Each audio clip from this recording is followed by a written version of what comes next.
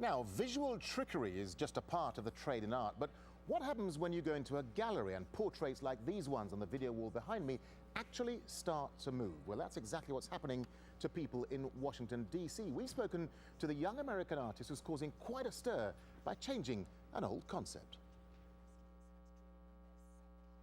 Hi, I'm Alexa Meade. I'm a 23-year-old artist from Washington, D.C., and today I'm painting at Irvine Contemporary Gallery. What I'm doing actually is painting a portrait of someone on top of themselves. That was cool. That was cool. So this is a little tricky to get on because it's stiff. What's interesting now is I think that I'm capturing people, covering them in paint, but in the photos they almost look intangible.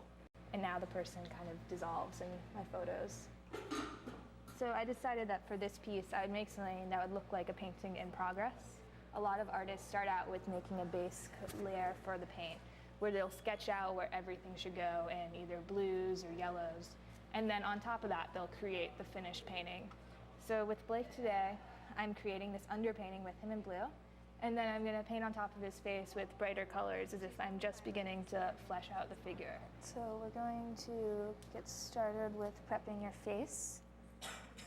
He's half African American, half white, and that a lot of people sometimes have a hard time identifying him. And he thought that would be interesting if I could play with that in this piece. I like your ears. So in this piece, I've done it all monochrome, blue and white, so it's neither black nor white.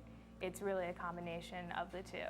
And I don't think that someone looking at him could necessarily place him in one specific race or another. I think that this is a really big jump, perhaps, in portrait painting, because it's not only the painting, but it's also the performance of the model. So it's a combination of photography, performance, painting, installation. I find that the little kids are actually the ones who get it the quickest. You know, they'll look at this and they'll tell their parents that they're looking at a three-dimensional painting.